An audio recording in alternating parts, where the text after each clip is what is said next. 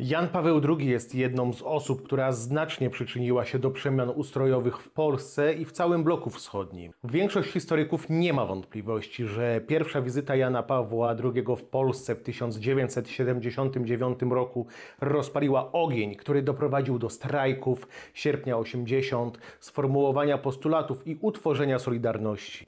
Dość powiedzieć, że słynne słowa o odnowieniu oblicza ziemi, tej ziemi, wypowiedziane przez papieża na Placu Zwycięstwa stały się jednym z pierwszych haseł Solidarności. W dzisiejszym odcinku opowiem o mniej znanej historii, kiedy Jan Paweł II spektakularnie zmienił bieg wydarzeń. Opowiem o wizycie papieża na Haiti w 1983 roku. Wizyta ta, odważna i bezkompromisowa, doprowadziła do zjednoczenia narodu i odsunięcia od władzy reżimu, który od 29 lat terroryzował Haiti.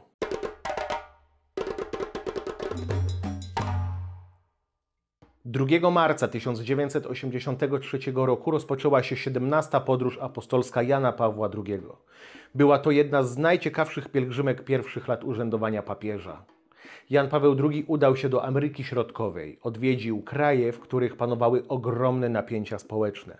Na swojej trasie miał Kostarykę, Nikaraguę, Panamę, Salwador, Gwatemalę, Honduras oraz Belize. Wszędzie tam sytuacja była bardzo ciężka. Krajami rządziły niedemokratyczne rządy, a w niektórych z nich trwała wojna domowa. W ostatniej chwili do miejsca pielgrzymki dołączone zostało Haiti.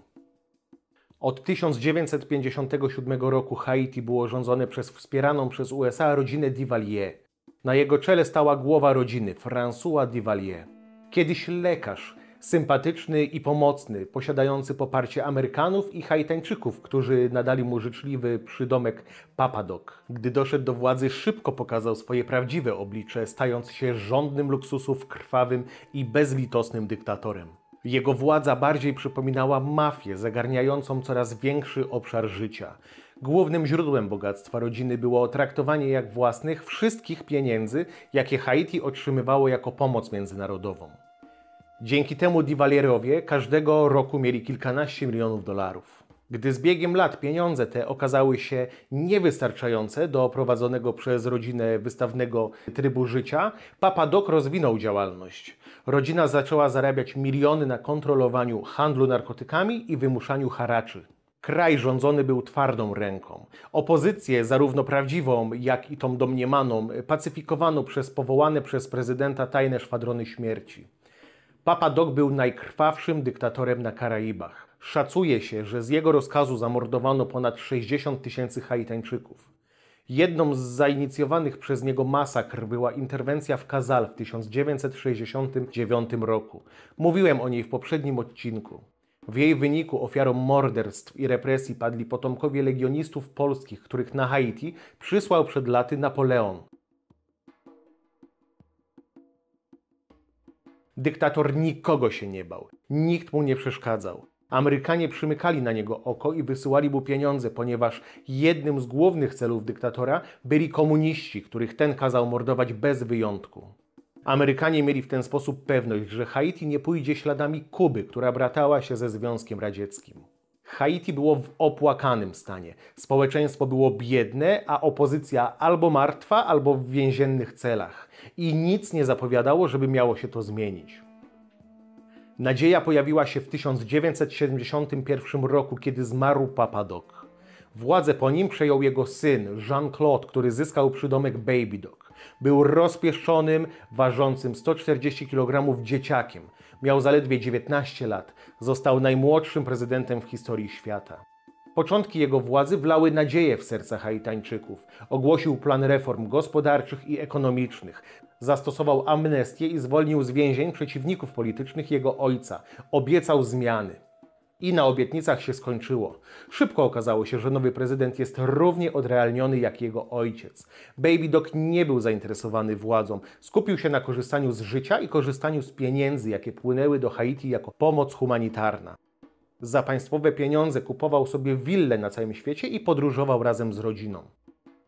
W tym samym czasie służby kontynuowały terror i masowe grabieże, co spowodowało dalszą zapaść gospodarczą oraz masową emigrację wykształconych mieszkańców. W W końcu młodemu prezydentowi zaczął się palić grunt pod nogami. W kraju nie było już co kraść, przez co aparat państwa coraz bardziej zaczął rozkradać pomoc międzynarodową, którą wcześniej prawie w całości wykorzystywała rodzina Duvalier. Prezydent zaczął starać się o nową, większą pomoc międzynarodową.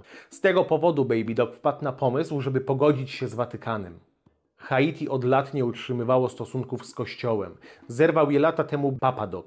Po tym, jak uznał się za Boga, usunął z Haiti zagranicznych księży i zmienił modlitwy na takie, które zamiast Boga wielbiły jego osobę. Z tego powodu Kościół nałożył na niego anatemę. Baby Doc uznał, że najwyższa pora, aby po latach pogodzić się z Watykanem. Jan Paweł II przyjął wyciągniętą przez dyktatora rękę. Zapowiedział swoją wizytę na dzień 9 marca 1983 roku. Wizyta papieża wywołała małe poruszenie na Haiti. Jak relacjonował dziennikarz Ricardo Orizio, na początku marca, na kilka dni przed wizytą papieża, do Casal, polskiej wioski na Haiti, przyjechał samochód. Wyszło z niego 2 księży ze stołecznej diecezji. Wezwali osoby kierujące wspólnotą i nakazali, żeby znaleźli 50 osób o jak najjaśniejszym odcieniu skóry, ponieważ za kilka dni te osoby wezmą udział w wielkim wydarzeniu. O świcie w dniu 9 marca do Casal przyjechały samochody, które zabrały najjaśniejszych mieszkańców na powitanie papieża. Zabrano ich na płytę lotniska, na której lądował samolot z papieżem. Księża rozdali im polskie flagi i sztandary, a następnie usadowili ich w specjalnym sektorze na lotnisku.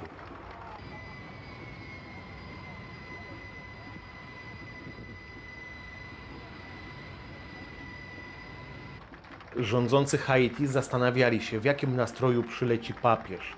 Zapewne liczyli, że skupi się on wyłącznie na pogodzeniu Haiti z Kościołem. Jan Paweł II miał jednak zupełnie inne plany.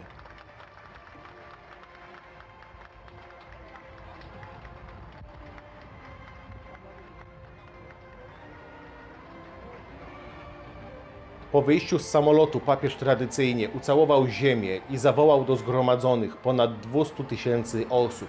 Przybyłem, aby dodać odwagi moim braciom i siostrom z Haiti. Trzeba, by coś tu się zmieniło. Il faut que les pauvres de toutes sortes se reprennent à espérer. L'Église garde en ce domaine une mission prophétique inséparable de sa mission religieuse. Elle demande la liberté de l'accomplir.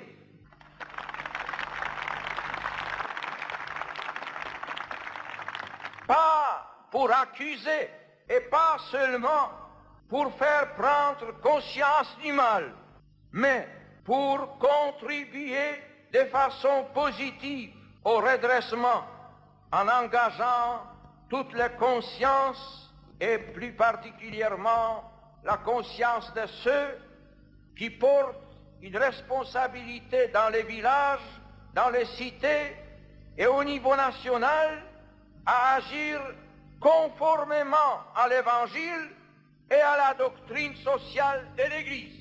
Cała wizyta papieża od lądowania po pożegnanie na lotnisku łączyła się z motywem nawoływania do zmian oraz próbą zwrócenia uwagi na sytuację mieszkańców. Jan Paweł II zwrócił uwagę na istnienie podziałów, na niesprawiedliwości, nierówności, biedę i strach. Przypomniał, że rozwiązaniem tych problemów jest solidarność. Po odprawieniu mszy papież spotkał się z biskupami, a następnie z dyktatorem Haiti, Baby Dociem. Również i tutaj nie szukał kompromisu. Wezwał wszystkich, którzy mają władzę i bogactwo, do zmian.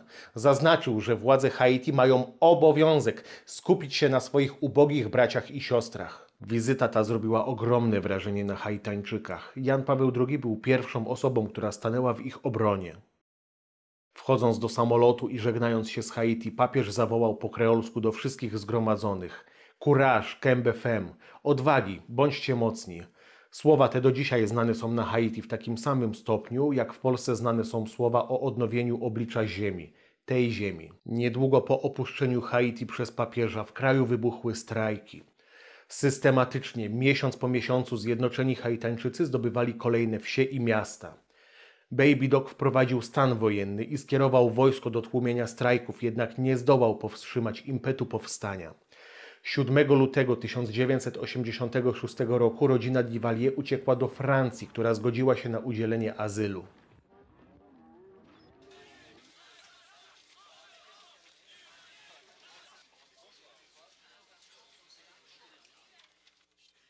Haitańczycy pokonali dyktaturę. W 1990 roku odbyły się demokratyczne wybory. Były to pierwsze prawdziwe demokratyczne wybory od czasu ogłoszenia przez Haiti niepodległości. Wizyta Jana Pawła II na Haiti uznawana jest za jeden z głównych czynników, które doprowadziły do wprowadzenia w tym kraju demokracji. Wizyta papieża na Haiti i wypowiedziane przez niego słowa do dzisiaj są Haitańczykom doskonale znane. Od tamtych czasów historia zatoczyła jednak ogromne koło. Potężne trzęsienie ziemi w 2010 roku zniszczyło stolicę Haiti, zabiło ponad 300 000 mieszkańców i zrujnowało kraj. Haiti stało się państwem upadłym, w którym o władzę walczy między sobą kilka grup przestępczych. Niedawno mafia zastrzeliła prezydenta, przez co aparat państwowy całkowicie się załamał. Kraj pogrążył się w biedzie i przestępczości. Każdego dnia z głodu umiera ponad 500 osób, a drugie tyle zostaje zamordowanych lub porwanych. I niestety nic nie zapowiada na to, aby sytuacja na Haiti miała się poprawić.